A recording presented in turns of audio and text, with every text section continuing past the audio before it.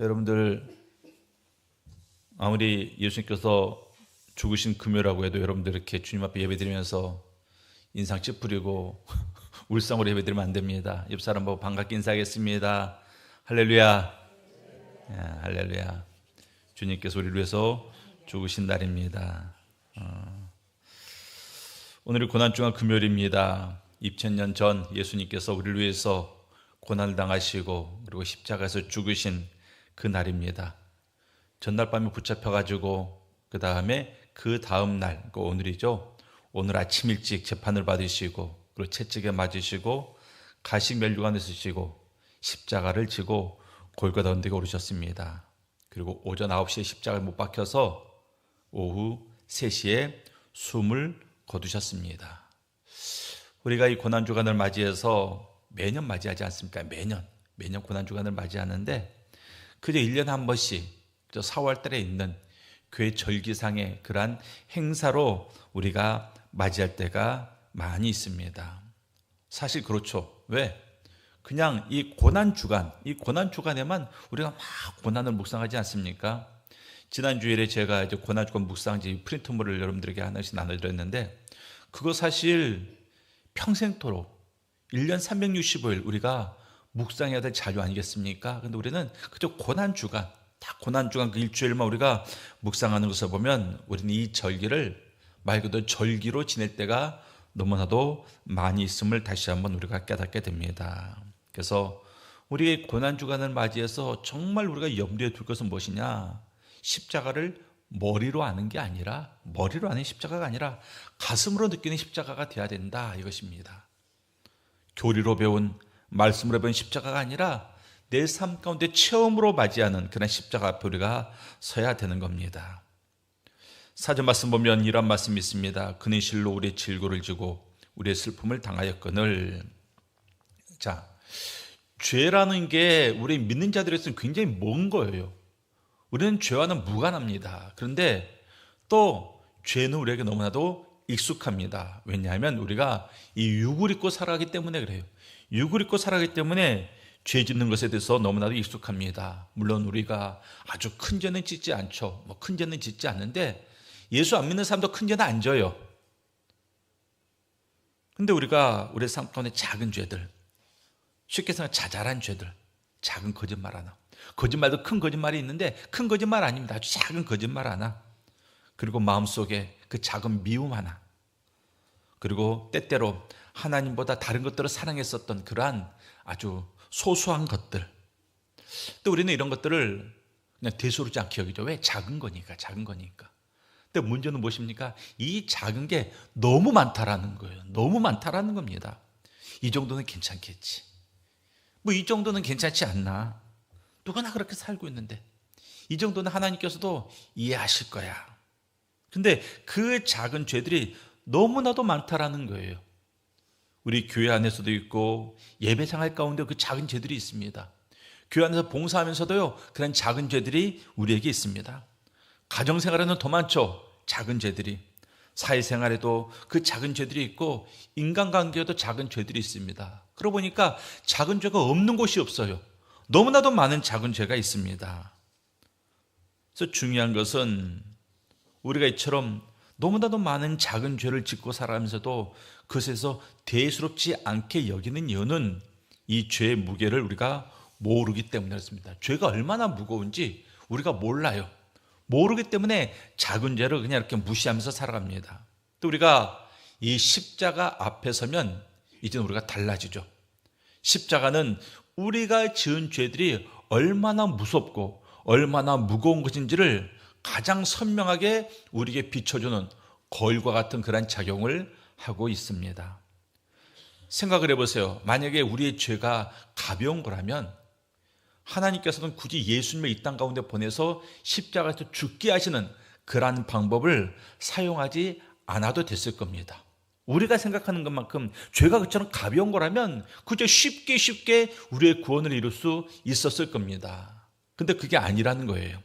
우리의 죄는 하나님께서 독생자 예수를 이 땅 가운데 보내서 고난을 받고 십자가에 달려서 죽게 하실 만큼 크고 무거운 죄라는 것을 우리가 깨달아 알게 되는 겁니다. 3절 말씀 보면 이런 말씀이 있습니다. 그는 멸시를 받아 사람들에게 버림받았으며 강고를 많이 겪었으며 질고를 아는 자라. 마치 사람들이 그에게서 얼굴을 가리는 것 같이 멸시를 당하였고 우리도 그를 귀히 여기지 아니하였도다. 자, 멸시와 버림받은. 이사야는 이 고난받는 종의 모습을 두 가지로 표현하고 있습니다. 멸시 그리고 버림받음. 멸시는 무엇인가? 이것은 아무런 가치가 없는 것으로 여겨져서 짓밟히는 것을 말합니다. 아무런 가치가 없어요. 그래서 버려져 짓밟히는 것입니다. 성경에 그런 표현이 한 나오죠. 소금이 마칠 일이면 어떻게 된다고요? 밖에 버리고 짓밟혀진다, 그렇게 말하고 있습니다. 소금이 맛이 없어요. 그럼 쓰레기죠, 그거. 아무것도 쓸데없는 겁니다. 이처럼 멸시는 무엇이다? 아무런 가치가 없는 것으로 여겨져서 사람들이 질밟는 것, 이게 바로 멸시입니다. 예수님이 그 멸시를 당했다라는 거예요. 또 버림받으면 무엇이다? 완전히 외면당하고 포기당하는 것을 말합니다. 완전히 외면당하고 포기당하는 것. 예수님이 바로 그것을 당하신 거예요. 멸시와 버림받음. 그럼 도대체 왜 예수님께서, 하나님이신 예수님께서, 그 영광스러운 예수님께서 이처럼 이 땅에 오셔가지고 멸시와 버림받음을 당해야 했는가? 그것은 바로 우리의 죄의 무게 때문에 그렇습니다. 죄라는 것은요, 단순히 도덕적인 실수가 아닙니다. 어떤 윤리적인 기준에서 벗어난 게 죄가 아니라는 것입니다. 죄는 하나님과의 관계를 끊어버리는 겁니다. 죄는 하나님의 영광을 짓밟는 것이고 내 안에 있는 하나님의 형상을 스스로 파괴하는 것입니다. 그래서 그 죄값이 얼마나 무거웠으면 그것을 다시 되돌리기 위해서 하나님은 독생자 예수의 피를 흘리면서까지 그것을 되돌려 했던 이러한 사건이라는 것입니다. 이사야는 또 나가 말합니다. 마치 사람들이 그에게서 얼굴을 가리는 것 같이 멸시를 당하였고. 자, 당시 유대 사회에서 이 고통당하는 사람들, 또 저주받은 사람들, 그러니까 문둥병자 같은 사람들 말합니다. 부정한 자를 만날 때는 사람들이 얼굴을 가렸습니다. 보기 싫은 것으로부터, 저주받은 것으로부터 의도적으로 고개를 돌리는 것입니다. 그 사람의 존재 자체를 외면하는 거예요. 예수님이 바로 그러한 취급을 받았다, 이렇게 말씀하고 있습니다. 왜 예수님께서 버림을 받고 멸시를 당하고 사람들이 시선을 돌릴 만큼의 그런 취급을 받아야 됐는가? 바로 우리의 죄가 예수님을 그러한 자리까지 끌어내렸다라는 사실입니다. 너무나도 그 죄의 추가 무겁기 때문에 예수님께서 이 땅에 내려와서 그 모든 것들을 당해야 할 만큼 죄의 무게가 무거웠음을 지금 우리에게 말하고 있습니다. 근데 중요한 것은 무엇입니까? 3절 마지막 절이에요. 3절 마지막 절. 우리도 그를 귀히 여기지 아니하였도다. 그들이 아니라, 예수님의 십자가를 못 박았던 그들이 아니라 우리도 예수를 귀히 여기지 아니하였도다, 이렇게 말합니다. 예수님을 멸시하고 예수님을 버리고 핍박하는데 우리도 거기서 제외되지 않았다라는 거예요.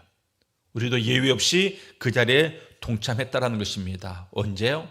우리가 예수로 말미암아 구원을 받았음에도 불구하고 그 죄의 무게를 가볍게 여길 때, 예수께서 그 큰 죄의 무게로 말미암아 목숨을 버려야 했는데 그럼에도 불구하고 여전히 우리가 그 죄의 무게를 가볍게 여길 때, 우리가 죄의 무게를 가볍게 여기면 어떻게 됩니까? 우리 위해서 목숨을 바치신 그 예수님의 목숨값도 가볍게 취급이 되는 거예요. 그러니까 우리도 예외가 아니었습니다. 뭐 할 때? 우리의 죄를 가볍게 여길 때. 그리고 그 죄에 대해서 지적하시는 하나님의 심판의 말씀을 우리가 무시할 때, 또 세상의 것을 하나님보다 더 귀히 여길 때, 우리는 이들과 똑같이 우리도 그를 귀히 여기지 아니하였다. 바로 이러한 삶을 살았던 것입니다. 4절 말씀 보면 전반절에 그는 실로 우리의 질고를 지고 우리의 슬픔을 당하였거늘 그랬습니다. 이사야가 또 두 가지를 말합니다. 우리의 질고와 우리의 슬픔. 질고는 신체적인 고통, 질병, 연약함, 이런 것들을 말합니다. 예수께서 채찍에 맞았죠. 가시면류관을 썼습니다. 가시면류관. 제가 어렸을 때, 청년 때 이 가시면류관을 한번 만들어 보려고 정말 이렇게 부활절 고난주간 하면 이렇게 강단에 이렇게 빨간 가시나무 가지고 강단 장식을 해요. 제가 그것을 결기가 다 끝난 다음에 그걸 얻어가지고 진짜 가시 줄기로 면류관을 만들어 보려고 이렇게 첫살을 이렇게 해가지고 막 꼬아가지고 만들어 본 적이 있습니다. 얼마나 많이 손이 찔렸게요. 한 서너 바퀴 돌려야 되는데 한 바퀴밖에 못 돌렸어요. 겨우 만들었습니다. 그런데 감히 써볼 놈들은 못 냈어요. 써볼 놈들은 못 냈습니다. 겨우 만들어 놓고 그냥 이렇게 보기만 했는데, 자, 가시면류관을 쓰시고 못으로 손과 발이 뚫렸습니다. 그래서 예수께서 십자가에 달려있는 그 동안에, 그 긴 시간에는 숨 쉬는 것 하나하나가 고통이었어요. 고통이었습니다. 십자가의 고통을 연구했던 사람들이 그래요. 십자가에 손과 발을 매달게 못 박히고 또 다리도 못 박히고 해서 사람이 늘어졌으면 축 늘어지지 않습니까? 그러면 이 가슴이 눌려가지고 숨을 못 쉰대요. 숨을 못 쉬어요. 그럼 숨을 쉬기 위해서 어떻게 해야 됩니까? 허리를 펴야 되는데 지지할 데가 없잖아요. 그래서 이 못 박힌 다리에 힘을 주고 이렇게 가슴을 펴야 된대요. 그럼 그때 얼마나 다리가 아픈지. 그래서 이 숨 쉬는 것 하나하나가 고통이었다, 그렇게 말하고 있습니다. 또 우리의 슬픔, 이 슬픔은 내면의 고통을 말합니다. 내면의 그 고통, 아픔, 비통을 말합니다. 그러니까 겟세마네 동산에서 이미 땀방울이 핏방울이 되듯이 기도했던 것, 그조차도 이미 내면의 고통을 겪고 계신 것이었습니다. 그 슬픔 원래 우리 것이었어요. 그 고통 원래 우리 것이었습니다. 근데 예수님께서 대신 지신 겁니다. 무슨 말이냐? 죄는 고통을 낳는다는 것이죠. 죄는 고통을 낳습니다. 몸의 고통을 낳고 마음의 고통, 관계의 고통, 영혼의 고통을 가져오는 게 바로 죄의 결과입니다. 그러니까 모든 고통의 뿌리에 뭐가 있다? 죄가 있는 겁니다. 그 죄값으로 말미암아 우리가 당해야 될 고통을 누가 당했다? 예수님이 당했다. 이것을 지금 성경이 말씀하고 있습니다. 그래서 예수님께서 십자가에 당하신 모든 그 고통의 무게가 바로 우리의 죄의 무게인 것입니다. 또 예수께서 채찍질 당했죠. 이 채찍질은 단순한 채찍질이 아닙니다. 여러분들이 사극 같은 데 보면 이게 채찍으로 때리는 거 나와요. 그거 그냥 장난입니다. 이 로마의 채찍은요, 채찍 끝에 쇠조각, 뼈조각 그런 것들이 달려 있어요. 그래서 그것으로 한번 사람의 등을 한번 때리면 살조각이 막 묻어 나옵니다. 떨어져 나옵니다. 그래서 채찍을 많이 맞으면 어떻게 됩니까? 사람이 죽어요. 한번 채찍에 맞으면 뼈가 드러날 그러한 채찍을 예수님이 맞았다 말하고 있습니다. 그래서 기록에 보면 이 십자가에 매달릴 죄수들은 흉악한 죄수들이 십자가에 매달리기 때문에 그냥 의례적으로 먼저 채찍질을 한다 그래요. 그 다음에 십자가에 매달리는데 십자가에 매달리기 전에 채찍질만으로 이미 목숨을 잃는 죄수가 있었다, 그렇게 말하고 있습니다. 그러니까 이 로마의 채찍이라는 것은 아주 죄수들을 아주 고통 가운데 극한의 고통을 주는 그러한 심판인 거예요. 그리고 그 위에 또 가장 흉악한 사형의 방법이 바로 십자가의 고통인 것이었습니다. 이게 무엇을 드러낸다? 우리의 죄 무게를 드러낸다. 이것을 지금 말하고 있는 겁니다. 그 모든 고통, 우리가 당해야 되는 고통인데 그만큼 우리의 죄가 무거웠는데 예수님께서 우리를 대신해서 죽음을 당하신 것입니다. 예수님께서 살이 찢어지고 피가 흘리고 그리고 십자가에서 마침내 죽어야 할 만큼 우리의 죄가 무거운 죄다. 이것을 성경이 말씀하고 있는 겁니다. 이 사실을 우리가 알 때 우리가 어떻게 죄를 가볍게 여길 수가 있겠습니까? 그러니까 십자가 앞에서 죄는 가벼운 죄는 없어요. 가벼운 죄는 없습니다. 십자가의 무게가 바로 죄의 무게입니다. 그런데 이것은 우리를 절망으로 또 이끌어내리는 게 아니에요. 정반대입니다. 왜? 죄의 무게를 알았습니다. 십자가를 통해서 죄의 무게를 알았기 때문에 그 죄의 사함을 받은 우리는 또한 무엇을 알게 됩니까? 은혜의 크기를 알게 됩니다. 내 죄가 얼마나 흉악한 죄인지를 이제 알았기 때문에 그 죄로부터 사함받은 구원의 은혜를 누린 우리가 얼마나 큰 은혜를 누리게 되는지 알게 되더라는 것입니다. 여러분, 죄를 가볍게 여기면 은혜도 가볍게 여겨요. 내가 지은 죄 별로 없는데 그러면 은혜도 가볍게 여깁니다. 그러나 죄의 무게를 아는 사람일수록 그 은혜 크기에 압도당하게 됩니다. 우리 성도님들이 이 고난주간을 맞이해서 십자가를 직시해야 되는 이유가, 십자가 앞에 바르게 서야 되는 이유가 바로 여기에 있습니다. 죄의 무게를 아는 것에서 그치는 게 아니라 이제는 그 은혜의 크기를 우리가 깨달아 알아야 되기 때문에 그렇습니다. 우리 사랑하는 성도님들, 우리가 그 놀라운 은혜를 받았습니다. 그래서 그 은혜를 당연한 것으로, 마땅한 것으로 우리가 여기지 말아야 됩니다. 교회 종교생활하는 가운데, 신앙생활하는 가운데 은혜란 말이 너무나도 많이 들리기 때문에 그저 그냥 너무나도 쉽게 가볍게 은혜 우리가 그렇게 말하는데, 이 은혜라는 게 이렇게 쉽게 우리 입에서 툭툭 튀어나올 만한 그러한 단어가 아니라는 것입니다. 어떤 사람은 자기를 위해서 평생 고생하신 그 부모님을 생각만 해도 눈물이 나는 그런 사람이 있습니다. 그래, 우리 부모님이 그 어려운 환경 가운데 그렇게 고생하면서 나 키웠는데, 그것만 생각도 눈물이 난대요. 그런데 우리를 위해서, 내 그 무거운 죄를 위해서 이처럼 큰 고난을 당하신 그 주님 때문에 내가 이처럼 놀라운 은혜를 누리게 되었는데, 그 은혜를 생각할 때 우리가 어떻게 그냥 냉정한 마음으로, 그냥 맹숭맹숭한 마음으로 그저 은혜 좋은 거지, 교회 다니면 은혜 받는 거지 하면서 우리가 그렇게 은혜를 생각할 수가 있겠습니까? 우리는 그 놀란 은혜 앞에 저절로 무릎이 꿇어져야 되고, 그 놀라운 은혜 앞에 저절로 두 손이 올라가야 되고, 그 놀라운 은혜 앞에 저절로 우리가 감사와 찬양이 나와야 되는 것입니다. 이처럼 은혜가 크다라는 것은 이 모든 은혜를 우리에게 주신 그 하나님의 사랑이 또한 그만큼 크다라는 것을 우리에게 보여줍니다. 우리는 사랑을 말합니다. 인간관계에서 사람의 사는데 가장 중요한 게 바로 사랑 아니겠습니까? 사랑이 가장 중요해요. 부모가 자녀를 사랑한다고 말합니다.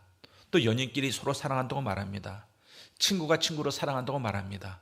교회 안에서 성도님끼리 사랑합니다, 이런 인사도 많이 합니다. 근데 그 사랑들은 모두 조건이 있어요. 인간의 사랑은 조건이 있습니다. 왜? 상대방이 나에게 잘해줬기 때문에, 상대방이 나를 사랑해줬기 때문에, 상대방이 사랑받기에 합당한 사람이기 때문에, 그 사람을 사랑하는 게 나에게 도움이 되기 때문에. 인간의 사랑은 다 무언가에 기대에 있어요. 무언가에 기대에 있습니다. 근데 성경은 전혀 다른 사랑을 말하고 있습니다. 로마서 5장 8절 말씀. 로마서 5장 8절 말씀을 다 같이 보겠습니다. 자, 우리 성도님들 함께 읽겠습니다. 시작. 우리가 아직 죄인 되었을 때에 그리스도께서 우리를 위하여 죽으심으로 하나님께서 우리에 대한 자기의 사랑을 확증하셨느니라. 자, 우리가 아직 죄인 되었을 때, 이 말씀은 무슨 말이냐? 우리는 사랑받을 자격이 없는 자들인데 사랑을 받았다, 이것을 말합니다. 그러니까 하나님께서 우리를 사랑해 주신 것은 우리가 선하거나 착해서 하나님 앞에 바르게 살아서가 아니라 죄인 되었을 때 명멸받을 원수의 자식들인데 우리를 사랑하셨다, 이렇게 말씀하고 있습니다. 예수님께서 하나님께서 우리에게 주신 사랑의 크기가 얼마나 큰지 그 다음에 계속해서 나와요. 그가 찔림은 우리의 허물 때문이요 그가 상함은 우리의 죄악 때문이라. 그가 징계를 받음으로 우리는 평화를 누리고 그가 채찍에 맞음으로 우리는 나음을 받았도다. 이 5절 말씀. 이 5절 말씀을 보면 예수님의 찔림, 예수님의 상함, 예수님의 징계, 그 채찍 맞음이 우리의 무엇과 연결이 되어 있습니다. 예수님의 그 고난이 우리의 무엇과 서로 교환이 되고 있어요. 그래서 학자들은 성경 전체에서 가장 위대한 교환이다, 이렇게 말하고 있습니다. 4번의 교환이 있습니다. 첫째는 찔림과 허물의 사함입니다. 그가 찔림 우리의 허물 때문이요. 여기서 찔린다라는 것은 이렇게 단순히 여러분들 뭘 이렇게 콕 찔리는 걸 말하지 않아요. 살아오면서 많이도 찔려봤죠. 저도 참 많이 찔려봤어요. 속옷에도 찔려봤고, 바늘에도 찔려봤고, 가위에도 찔려봤고, 못에도 찔려봤고. 자라면서 저희가 자라왔던 환경들은 집에서 안 놀잖아요. 다 밖에서 놀아요. 밖에서. 지금의 모든 조로가 다 이렇게 포장이 되어 있는데 제가 어렸을 때 살았던 동네는 뒤에 포장이 되어 있지 않았어요. 제가 지방에 살다가 서울에 이사 왔는데 세상에 지방의 동네도 포장이 되어 있었는데 서울의 동네가 포장이 안 되어 있더라고요. 길이.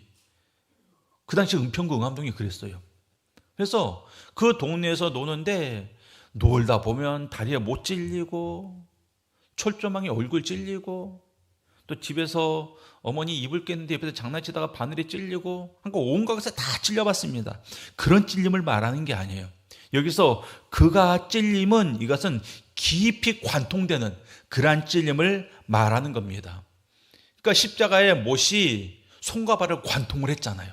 관통해서 십자가까지 박혔잖아요. 또 창이 옆구리를 완전히 찌르지 않았습니까? 이 모든 찔림 우리 허물 때문이다. 허물은 그냥 우리가 허물 뭐 안 좋은 거구나 이렇게 말할 수 있는데 성경에서 말하는 이 허물은 아주 강한 죄의 표현 중 하나가 바로 허물이에요. 그러니까 단순한 실수가 아니라 의도적인 반역, 이게 바로 허물입니다. 의도적인 반역. 하나님과 관계를 고의적으로 끊어버리는 거, 이게 바로 허물이에요. 원어가 바로 그런 의미를 가지고 있습니다. 그 반역의 대가로 받아야 할 것을 예수님이 대신 받으셨습니다. 두 번째 교환이 있습니다. 상함과 죄악의 용서입니다. 그가 상함은 우리의 죄악 때문이라. 자, 상했다, 상처났다가 아니죠. 완전히 짓이겨지고 으스러지는 것을 말합니다. 그러니까 채찍에 맞았을 때 그 살이 완전히 짓이겨지고 으스러지는 것, 이것을 말하는데 이것은 무엇 때문이다? 우리의 죄악 때문이다 말하고 있습니다. 죄는 바로 비틀어지고 굽어지고 왜곡된 상태를 말합니다. 그것을 바로잡기 위해서 예수님께서 상했다, 짓이겨졌다 이렇게 말하고 있습니다. 세 번째 교환이 있습니다. 징계와 평화입니다. 그가 징계를 받음으로 우리는 평화를 누리고, 징계라는 것은 교정을 목적으로 하는 처벌을 말합니다. 바르게 하기 위한 처벌을 바로 징계라고 합니다. 그러니까 잘못을 바로잡기 위해서 예수님께서 징계를 받았는데 우리를 바로잡기 위해서, 그래서 우리가 잘못된 것이 예수님이 징계를 받음으로 바로 잡아졌어요.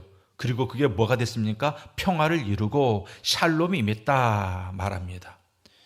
히브리어 샬롬은 마음 가운데 평안, 내가 참 평안하구나, 이 정도를 말하는 게 아닙니다. 이것은 완전한 평안을 말하는 거예요. 모든 관계 완전한 회복을 말합니다. 사람과의 관계, 또 나와 하나님과의 관계에서 완전한 평화, 이것을 바로 샬롬이라고 말하는 겁니다. 무엇을 통해서 가능했다고요? 주님께서 우리를 위해서 징계를 받음으로 말미암아. 네 번째 교환이 나오죠. 그가 채찍에 맞음으로 우리는 나음을 받았도다. 채찍에 맞음. 예수님의 채찍에 맞음으로 말미암아 우리가 나음, 치유되고 고침을 받았습니다. 이 나음은 죄로 말미암아 우리가 얻은 모든 병, 영혼의 병, 마음의 병, 관계의 깨어짐, 그리고 육체의 병까지 그 모든 병든 것에서 우리가 고침을 받았다 말하고 있습니다. 근데 여러분들, 무엇과 무엇이 교환되기 위해서는 가치가 비슷해야 돼요. 우리가 물물 교환도 하고 좀 화폐로 무엇을 살 때 다 교환 아니겠습니까? 가치가 같은 것끼리 교환이 되는 겁니다. 그런데 예수님이 우리에게 주시고 우리가 그것으로 말미암아 얻게 되는 것들을 보면 이 가치가 서로 맞지 않아요. 완전히 불균형입니다. 예수님이 무엇을 받았습니까? 찔림을 받고 상함을 받고 징계를 받고 채찍을 받았어요. 우리는 무엇을 받았습니까? 허물의 사함, 죄악의 용서, 평화와 나음을 받았습니다. 완전히 극과 극 아니겠습니까? 완전히 극과 극입니다. 예수님은 고통을 받았고 우리는 회복을 받았습니다. 예수님은 저주를 받았는데 우리는 축복을 받았습니다. 그분은 내려가셨고 우리는 올라왔습니다. 이 불균형이 바로 사랑의 깊이예요. 그래서 부모와 자식의 사랑을 보면 항상 불균형이에요. 부모가 자식에게 주는 사랑, 그리고 자식이 가끔 부모에게 베푸는 그 자잘한 그 감사, 이것은 비교가 안 되는 겁니다. 하물며 하나님의 사랑, 이 사랑은 너무나도 그 불균형이 크고 그만큼 하나님의 사랑이 깊은 사랑이다라는 것을 우리에게 보여줍니다. 서로 사랑의 균형이 잡혔다, 이건 사랑이 아니죠. 거의 거래에 가깝습니다. 거래에 가까워요. 불균형에 가까울수록 큰 사랑입니다. 그래서 어머니의 사랑이 큰 사랑이고 하나님의 사랑은 헤아릴 수 없는 그런 큰 사랑이 되는 것입니다. 바울이 이것을 성경에서 이렇게 표현하고 있습니다. 고린도서 5장 21절 말씀. 고린도서 5장 21절 말씀. 이 말씀을 우리 다 같이 보겠습니다. 하나님이 죄를 알지도 못하신 이를 우리를 대신하여 죄로 삼으신 것은 우리로 하여금 그 안에서 하나님의 의가 되게 하려 하심이라. 그분이 죄가 되고 우리가 의가 되었다 말하고 있습니다. 원래는 우리가 죄고 그분이 의였는데 이제 교환함으로 말미암아 바꿔진 거예요. 그분은 내려가시고 우리는 올라갔습니다. 이게 바로 십자가 앞에서 보여지는 하나님과 예수님의 사랑의 모습인 것입니다. 우리 사랑하는 성도님들, 고난주간 맞이해서 예수님의 고난에 동참해야지. 그래서 때로는 금식하는 성도도 있고 또 어떤 성도들은 미디어 금식을 합니다. 그래, 고난주간에 내가 TV 같은 거 보지 말고 핸드폰도 자제해야지. 어떤 사람은 쇼핑도 금식합니다. 그래, 내가 이 정도 되면 내가 뭐 샀었는데 이번에 우리가 돈 쓰는 것도 아껴야지. 나름대로 우리가 예수님의 고난에 묵상하고 고난에 동참하고자 나름대로 노력을 합니다. 귀한 겁니다. 귀한 거예요. 아주 그런 생각도 없는 성도도 많이 있는데 그래도 그 정도 하는 거 얼마나 귀한 겁니까? 그런데 고난주간을 보내는 참된 방법은 뭡니까? 우리가 십자가를 바로 바라보고 십자가 앞에 바로 섬으로 말미암아 내 죄의 무게를 깨닫고 그리고 그 죄를 위해 설리신 그 예수의 그 사랑과 은혜의 무게, 그 깊이를 다시금 깨닫는 것. 그것이 바로 우리가 고난주간을 바로 보내는 그런 모습입니다. 그래서 주님의 고난에 동참한다. 이전에 주님의 고난이 얼마나 큰 고난이었는지 우리가 먼저 알아야 됩니다. 알아야지 주님의 고난에 동참하는 그림자라도 밟을 수 있는 거예요. 작은 흉내라도 낼 수 있는 겁니다.